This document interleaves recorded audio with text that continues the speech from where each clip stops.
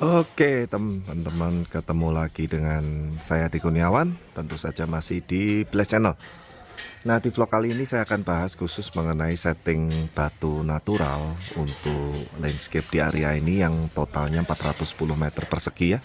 Jadi ini sangat besar sekali. Dari mulai dinding ini sampai mentok ke dinding sebelah sini teman-teman.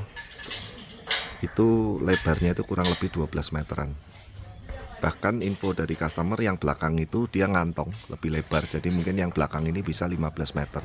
Jadi supaya harapan saya teman-teman bisa membayangkan dimensinya, bisa mengira-ngira, karena kadang di video itu memang seperti kurang terlihat seperti realnya. Makanya biasanya untuk sebuah project, apalagi project semakin besar, meskipun kadang estimasi RAB saya udah bisa buatkan dulu sebelum kita deal, untuk dealnya itu tetap saya harus ke lokasi dan survei dulu, mau itu di dalam kota, luar kota, ataupun luar pulau. Nah teman-teman, kali ini saya akan bahas khusus mengenai vlog bagaimana menata batu alam. Dan sebetulnya mau batu alam, mau batu mungkin yang artefak yang dibuat pakai semen, itu semua ada kelas-kelasnya teman-teman, ada grade-grade-nya. Jadi sekali lagi, material batu ini pun juga sangat mempengaruhi sekali untuk hasil akhir yang akan kita kejar.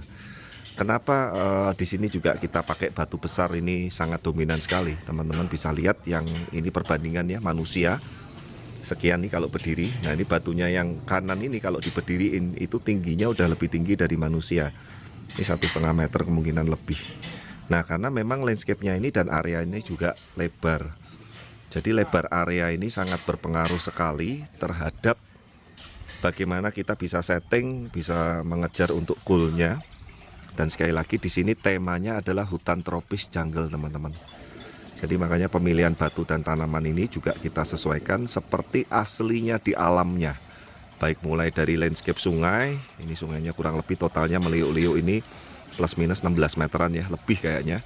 Sampai ke air terjun yang kotak di ujung sana. Dan ini air terjun ini belum selesai ya teman-teman ya. Ini kita memang harusnya setting duluan, tapi kemarin ada kendala untuk akses kerennya ke sana sulit. Jadi terpaksa nanti sebagian pakai batu-batu yang bisa diangkat manusia, sebagian nanti kita pakai yang dari artefak atau dibuat dari bentukan semen dan lain-lain yang bisa menyerupai batu aslinya. Oke teman-teman, ini kita jalan dari sisi rivernya atau sungainya. Sebentar lagi ini kebetulan saya mau persiapan untuk tes jatuhnya air terjun teman-teman. Jadi ini landscape-nya bisa lihat. Jadi kalau kita ini ada di posisi saya sekarang ini kenapa masih belum terlihat maksimal, karena masih kosong banyak sekali, ini masih belum final ya teman-teman ya. Jadi dinding-dinding, kemudian yang area kolam koi itu yang di belakang saya itu 45 meter kubik atau 45 ton, besar sekali. Nanti kita akan shoot dari depan. Ini belum final semua teman-teman. Jadi ini progres nih saat ini baru 50% kayaknya aja nggak ada. Nah tapi goal yang kita kejar itu teman-teman bisa lihat, ini nanti kita seperti benar-benar ada di hilir sungai atau di sungai, seperti di alam sana. Jadi seperti itu yang kita kejar.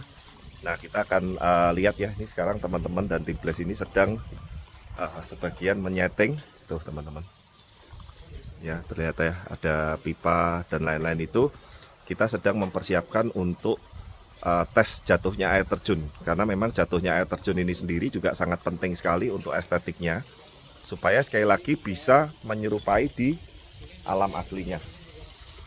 Mas jangan sampai luber dulu, itu cukup dah. Nanti nunggu santai anunya dah, cukup stop dulu toh. Menuin yang sini nggak apa-apa, nanti untuk yang ngetes yang sana ya, kita nanti akan lanjut lagi ya. Nah ini teman-teman ya, saya mulai dari area terjun ini. Saya akan coba dari yang paling bawah ya, kita akan jelaskan. Nah ini air terjun ini nggak kolam yang di sini itu kita konsepnya itu adalah kolam lagun. Kolam lagun itu kolam yang temanya nanti alam juga, seperti danau kecil. Ini belum selesai semua ya, pasangan batunya baru sebagian. Ini nanti di sini konsepnya adalah untuk kita berenang, berendam, dan nanti ini adalah jacuzzi air panas teman-teman. Dan nanti batu-batu yang besar ini sampai bawah ini nanti kita akan setting. Jadi air terjun rivernya ini nanti kita bisa duduk di bawah air terjun dengan diguyur air terjun alami yang hangat ini nanti. Ya ini juga belum selesai ya, pondasi-pondasi untuk besinya ini tebal sekali teman-teman. Ini kayaknya sekitar 14 atau 12 mili dan bukan yang banci ya, ini yang ulir ya, teman-teman bisa lihat ya. Nah nanti intinya kita akan hilangkan semua cor yang lurus ini nanti tertutup batu semua. Ini sebagian pohon juga udah di planting, tapi masih belum ya. Nanti ada yang di atas air terjun juga, ada yang di belakang tiang, ada yang di balik batu ini. Jadi area atas ini seperti nanti perbukitan hutan-hutanan pohon nih nantinya. Nah, kok ada yang kosong ini apa Pak? Ini nanti area untuk maintain teman-teman. Jadi memang tipenya Blaze itu meskipun kita settingan natural, meskipun kita settingan alam, tapi intinya natural settingan alam ini pun yang smart pond atau yang smart maintain. Jadi di sini nanti ada chamber collecting yang kita nanti sudah siapkan untuk pipa-pipa backwash-nya juga. Jadi untuk bersihin air terjun ini nanti di area ini kita tinggal buka pipa dan buka keran. Kalau untuk membersihkan itu pun tidak setiap hari atau tidak sering ya. Nah, supaya teman-teman bisa lihat tingginya nih. Tuh, nanti finalnya sampai tiang yang paling atas nih. Nah, set sampai sini nih batu-batuannya. Sampai bawah sini. Oh. Ya, nah kemudian kita turun teman-teman. Ini mulai dari hilir sungai yang pertama. Tadi saya lupa jelaskan, air terjun dan kolam lagun air panas jacuzzi itu terpisah. Sistem filtrasi, sirkulasi, pemipaan maupun equipment pompanya. Yang mulai hilir sungai paling awal sini dengan kolam koi itu nanti jadi satu. Jadi ada dua sistem filtrasi. Nah, kenapa kita buat seperti itu? Supaya juga hasil flow-nya itu maksimal. Karena pompa kalau ditarik terlalu jauh dan plus ketinggian 4 meter lebih, itu flow-nya pasti berbeda. Nah, saya agak sulit menjelaskan secara teknisnya. Nanti teman-teman bisa cek video kita yang sebelumnya waktu tahap pemipaan dan lain itu kelihatan betapa rumitnya luar biasa. Kita pemipaan juga kita siapkan yang intinya untuk supaya maintainnya juga mudah. Nah, sungai ini pun juga kita udah siapkan jalur-jalur maintainnya teman-teman. Ini ada yang pipa untuk overflow. Itu yang dibalik batu Mas, coba Mas, batu kuningnya angkat Mas. Itu namanya waterling leveling backwash. Jadi kalau listrik mati atau pompa mati, itu air sungai itu nggak jatuh ke kolam semua teman-teman. Kalau listrik mati jatuh ke kolam semua, ya kolamnya luber penuh, kebuang, airnya kebuang banyak. Jadi nanti air akan tertahan di water leveling ini. Tadi udah kita selimurin dengan tutup batu tuh, nih.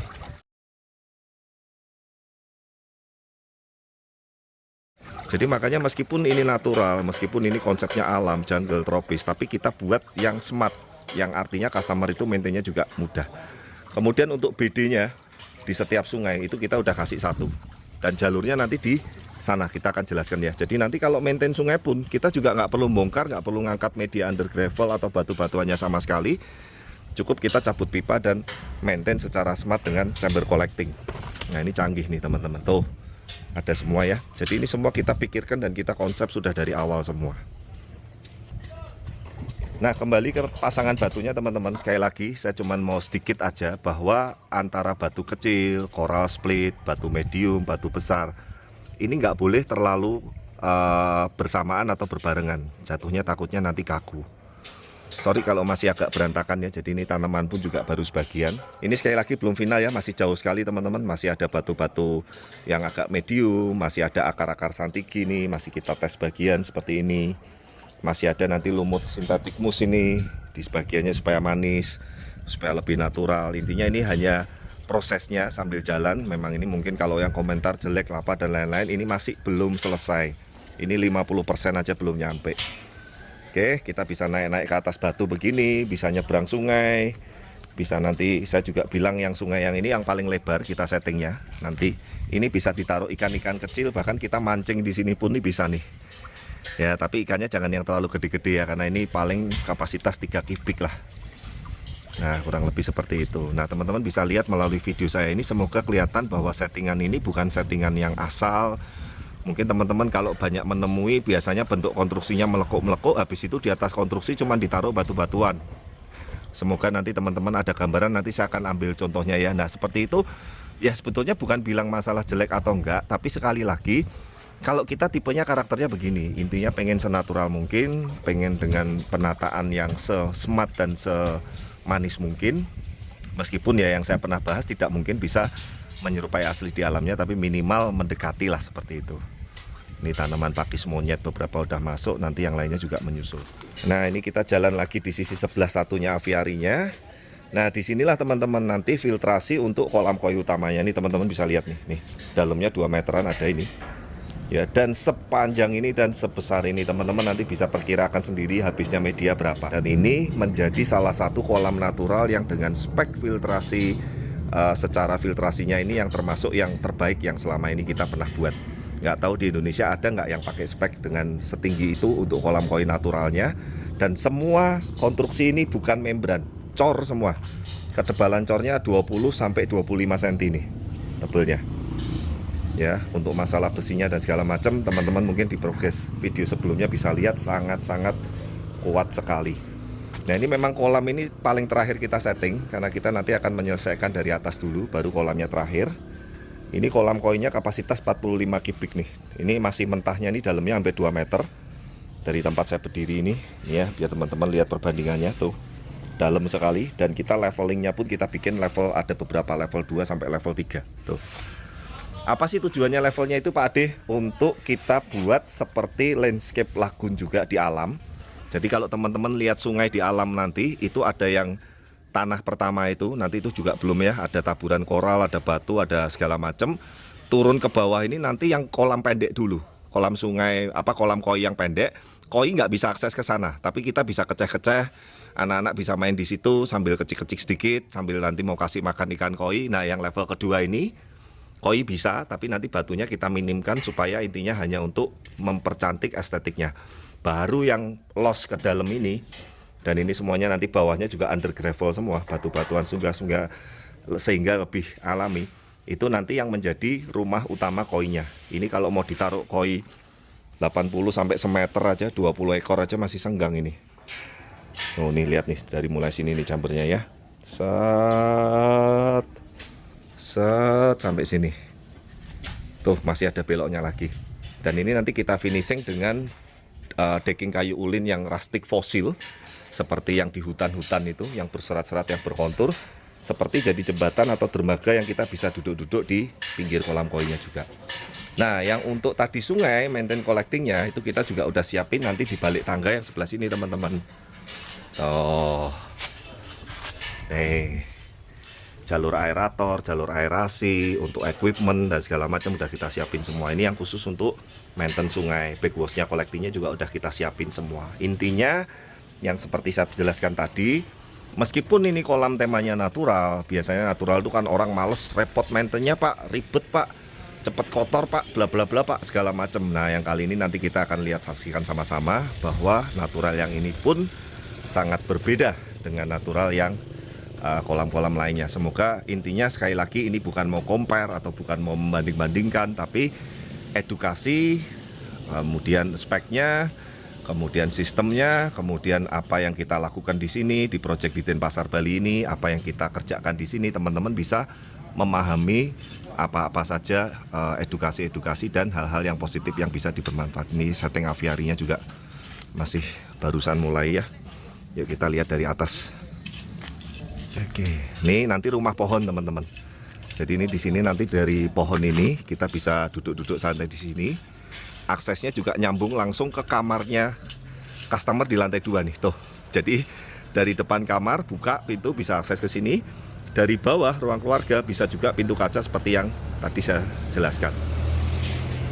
Ini penampakannya teman-teman, besar sekali. 410 meter persegi areanya. Aviarinya tingginya 12 meter. Saksikan terus video-video dari kami. Like, jangan lupa like, comment, subscribe. Dan see you nanti di video-video berikutnya. Bye-bye. Thank you.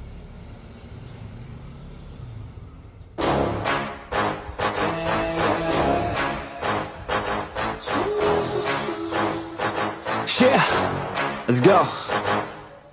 New year, new me, turn it up a new degree. I'm gon' make it to the top if it's the last thing I see. Work hard every day, work hard, then we play. I'll be doing everything in my own damn way. Ain't nobody tell me shit, I'm on top of it. Writing hits that make other people feel like writing hits. We gon' get every little goal that we wanna get. Never quit, we don't even know what it means to quit. Write it down, what you want, what you need, what you see. Everything that you wanna be. Put it out in the world, that's your destiny. In your mind, what you need is that believe. I'm gon' make it to the top. Cause I never stop, my own switch doesn't have enough. I think it's broken, I think it's lost. I guess that's why I never take a loss.